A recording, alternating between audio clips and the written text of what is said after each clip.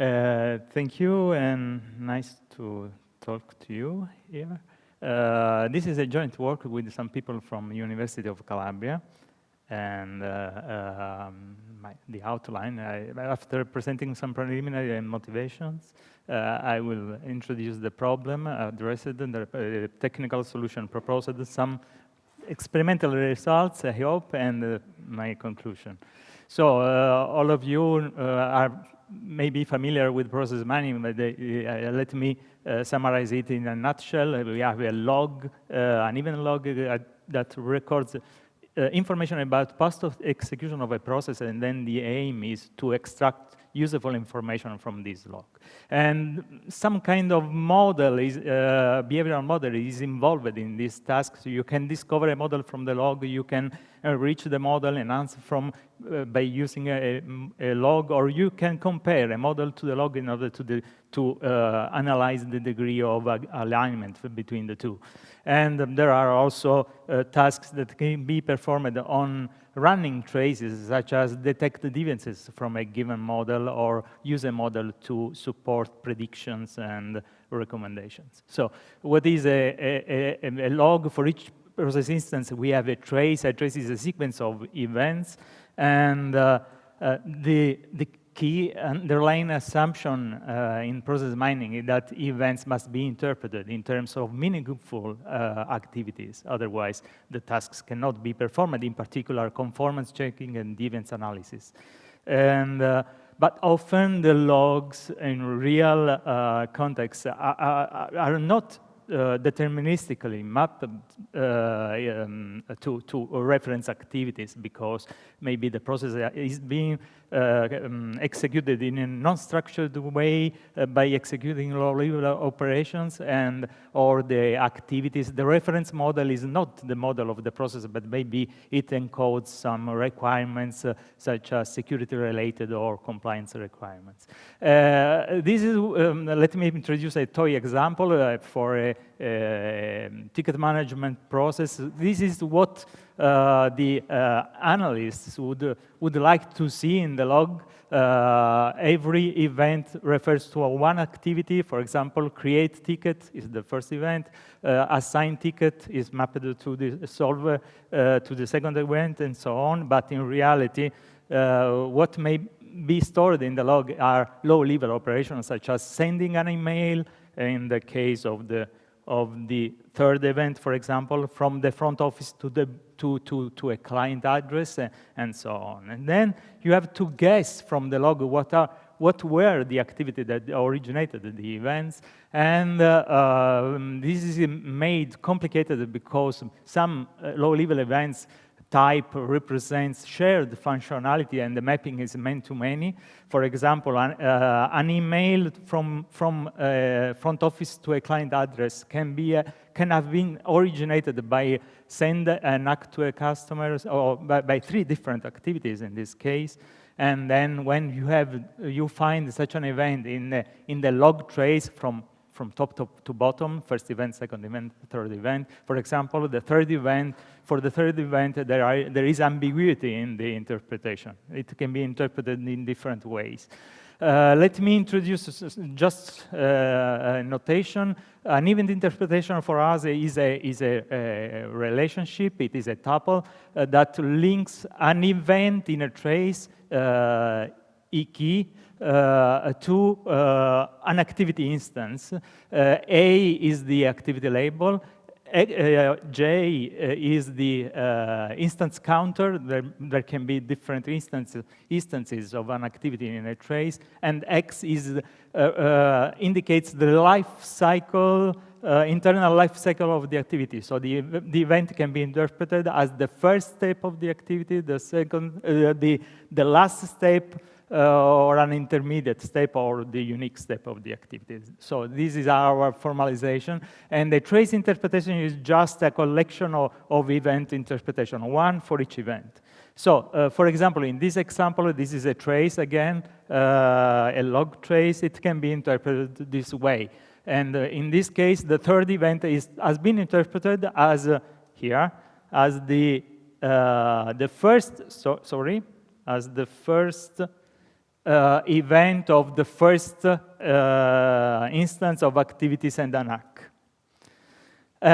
So there are different interpretations, and how can you apply process mining? The usual approach is to try to abstract the log and convert low-level traces in activity-level traces.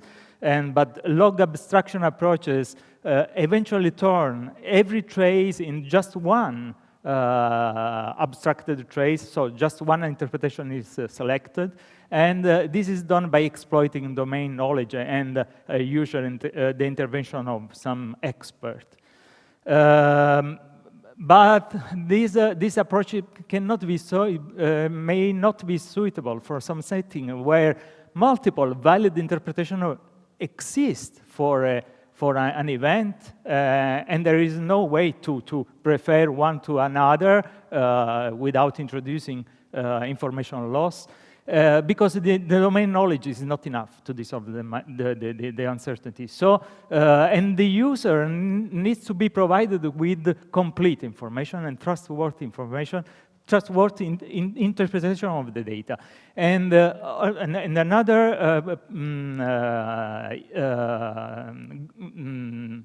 limitation is that these approaches cannot be applied to running traces ongoing that are still unfinished.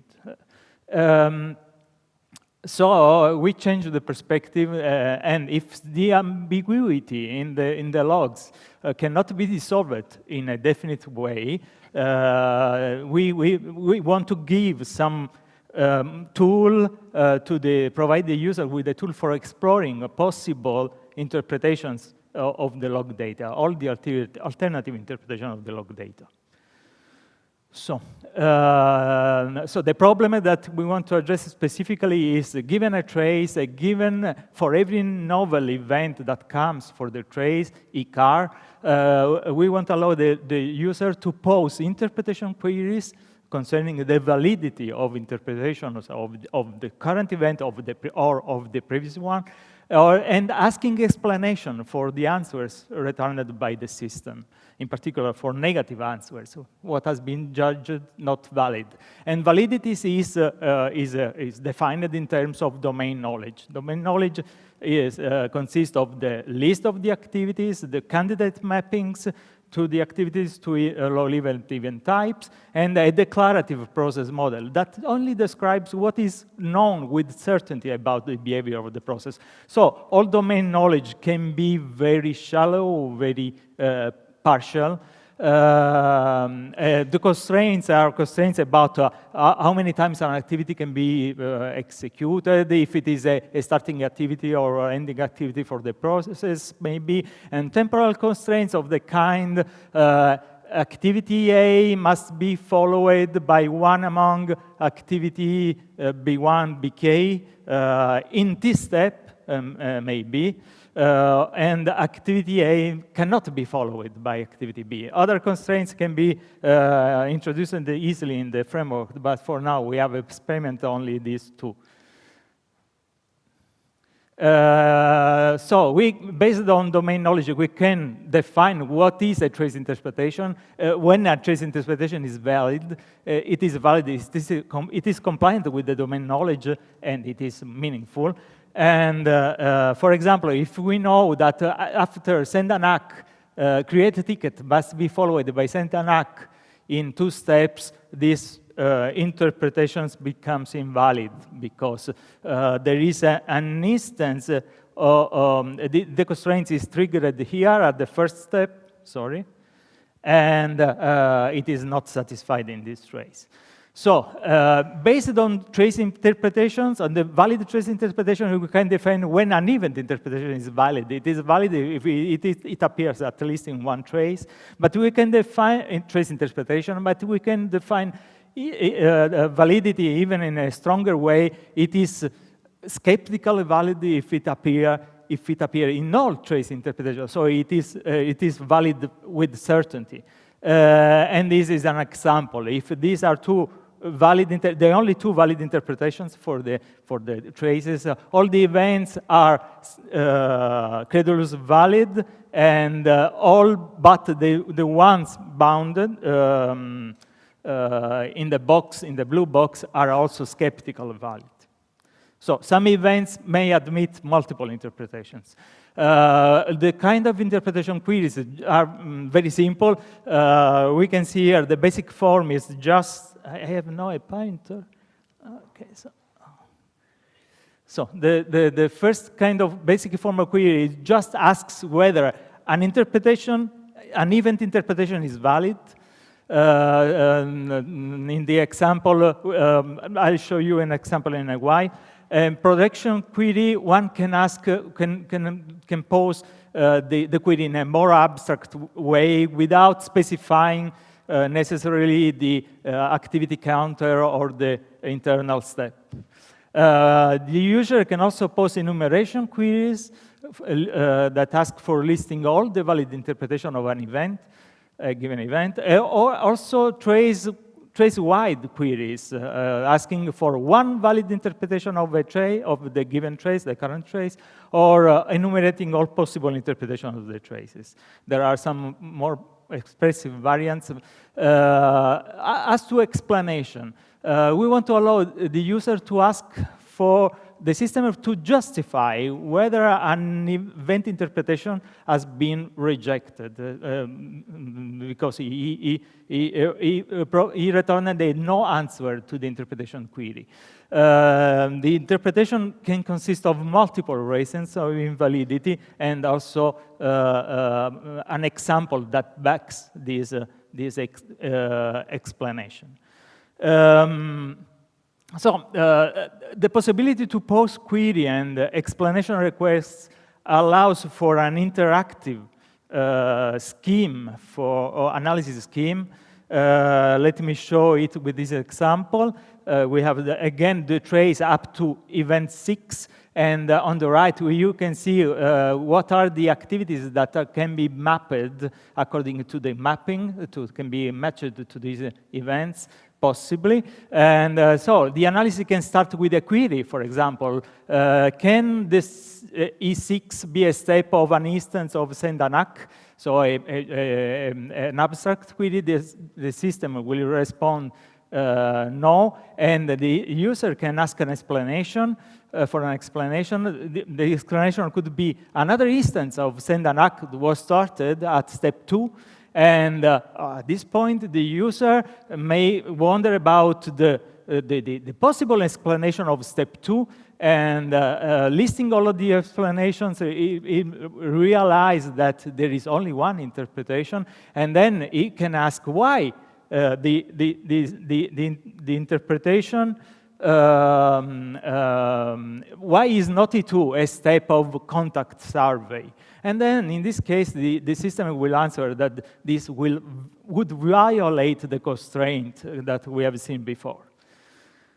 So the solution is based technically on constructing an abstract argumentation framework. In a nutshell, an argumentation framework is something that can be used to model a dispute that involves different arguments.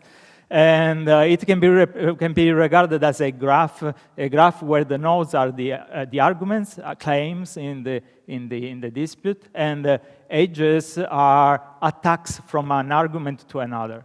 In order to reason about the validity, the possible validity or acceptability of arguments, there are different semantics that usually rely on identifying robust subsets of arguments that can withstand attacks from other arguments. And in particular, an admissible extension is a set of arguments that is conflict-free. There are no attacks inside it. And every argument is acceptable with respect to the set. If it is attacked by another argument, it is also defended by itself or another argument in the set.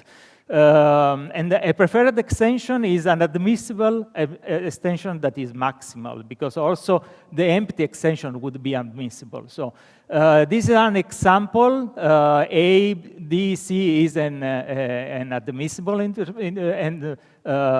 extension, and it also a preferred extension. And based on the extension, we can say when an argument is justified, it can be accepted. It can be accepted, it is credulous accepted if it belongs to at least one preferred extension. We have chosen preferred semantics. And it is skeptical accepted it belongs to every preferred acceptance of the framework. So this is an example, but let me skip it. So our idea is to, as soon as a new, for a streaming trace possibly, but the approach can also be applied to completed traces.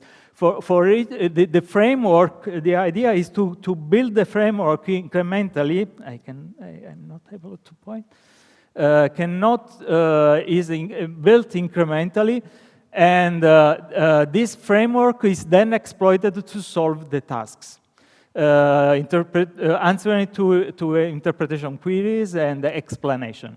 And by leveraging a solver that is able to return preferred extensions in this case and solve acceptance tasks. Let me just give you an idea of how this framework is composed. You have in the framework both interpretation arguments of the same form as the event interpretations that we have seen before, a four-tuple, and undermining arguments that are technical arguments that question the validity of the interpretation arguments, of some interpretation arguments, in order to ensure that at the end, the trace interpretation and the events interpretation are valid. So there are different kinds of undermining arguments, the second kind of arguments. Let me show you some of them with an example. For example, let us assume that we are analyzing a trace phi composed of events E1 to E6, and we are arrived at the third step. For the third step, our framework introduces two different, in this case, or multiple interpretation arguments, alpha and alpha prime and alpha second, that are clearly conflicting, and then they attack one another. And the same is done for the subsequent steps, and then there can be attacks between interpretations of different arguments. For example, the first one tells that A prime and B second cannot be together, the first step of the first instance of activity A. There are undermining arguments that ensure that the instance that you cannot prolong an instance if it has not been started, so it is an attack. There cannot be gaps in the instance counter. So you cannot start the second instance of activity A if you have not started the first one. And in this case, these undermining arguments is counter-attacked by another argument. So B prime can be a valid interpretation if there is a trace interpretation where preferred extensions where both B prime and A prime appear. So not started other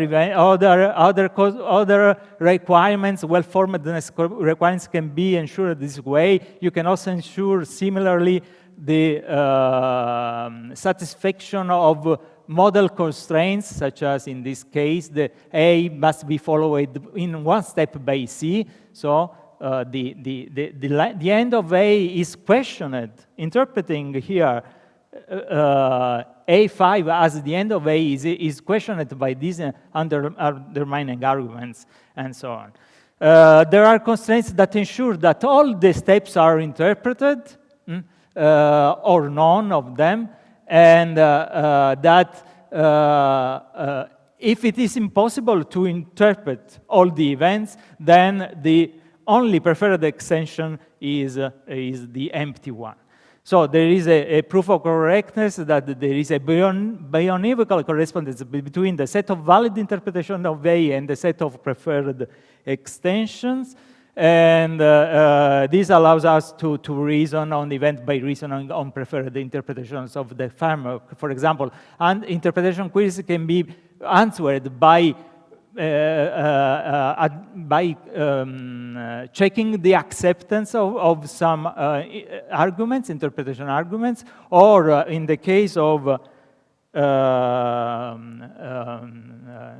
when the user asks for an interpretation of the trace, then you just can return a preferred extension of the framework. And explanation can also be simply computed by reasoning on the abstract argumentation framework that has been built for the trace, and there are different templates for explanation that are returned when the condition on the left is satisfied, but the message I want to give you is that all of these conditions require reasoning on the graph, on the abstract argumentation framework, and on performing acceptance tasks with the help of the solver. Maybe I have no time to present the results. We have tested the approach on both synthesizers and real log. This is in the case of the real log, we derived a version of the log where there is a gap between the events and event types and a high-level view of the process. We simulated iterative interpretation analysis over all the traces of these data sets. In particular, for each trace, we simulated the computation of interpretation queries for each step and the computation of explanation for all the queries that received a no answer. And these are some results. The computing for each, in the average, updating the abstract argumentation framework of the trace for each new event, it can be done in far less than 1 second, and it has a linear growth with respect to the trace length, more or less, not terrible growth. And also the interpretation queries can be solved computed in very fastly, quite fastly, relatively fastly. In particular, if you subtract the time that is necessary to execute the solver that is in a Docker container, so every time you call the solver, the container has to restart the solver itself, the implementation of the solver, the times are very, very low. Even for, on the right, you can see the explanation, the computation of explanation. That takes more time because you have to solve multiple acceptance tasks. And the scalability seems to be good also for when you consider a different number of activities that we performed the experiment this way. So in the x-axis you have different, the number of activities, and you can see that the computation times don't depend so much on the number of activities in this case, or at least the growth rate is good enough.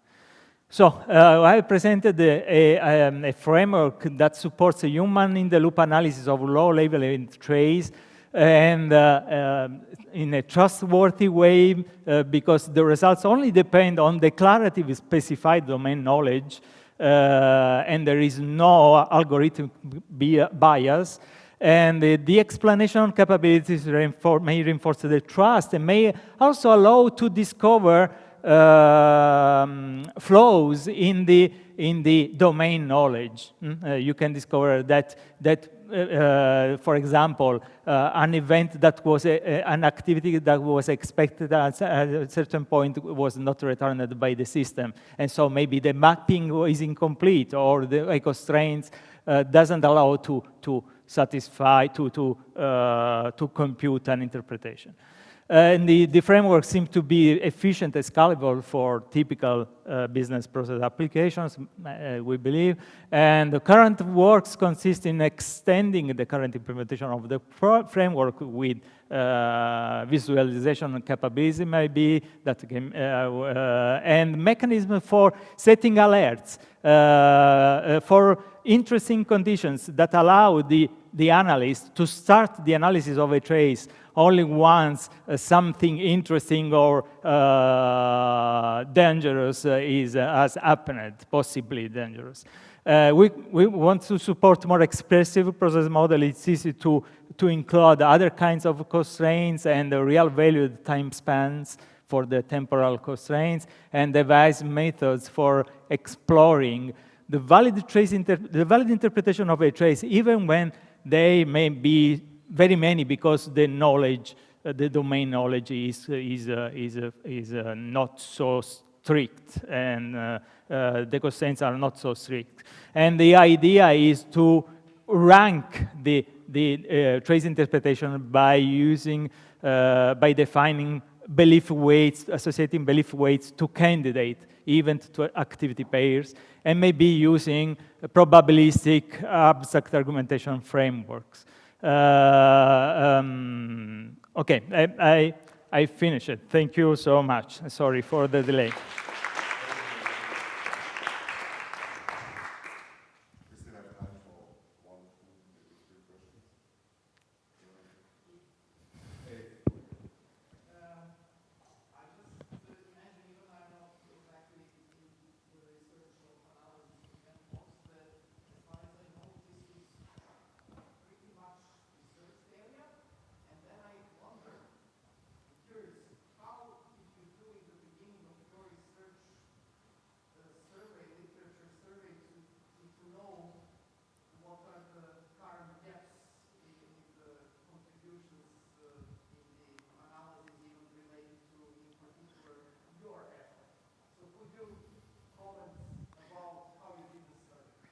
Oh, yeah. We are working, I've been working for a while in the analysis of low-level data, also by conducting process discovery and conformance checking on these kinds of data. And we are pretty confident. We have researched, not in a systematic manner, maybe, the current approaches to this. But maybe the main point is that the aim of those approaches is different from ours, because they are meant to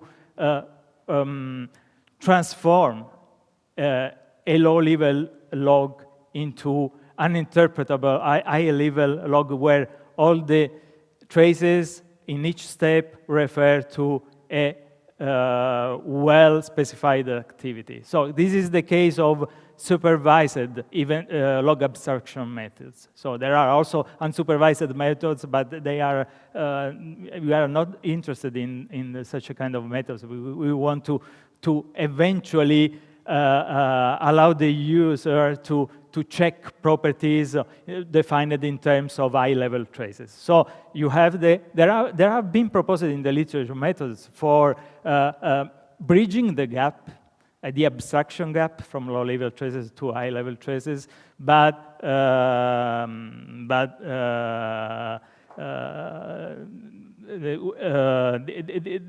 they just compute one interpretation for the traces. And maybe I'm not sure if I answered your question, but I would like to add another point, that we defined a new problem, okay? And is this problem? What is that problem? Oh, yeah. Yeah, yes.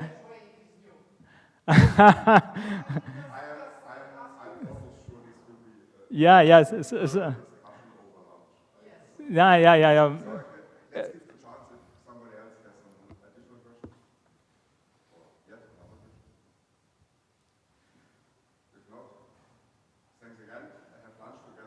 Yeah, yeah. Thank you. Thank you.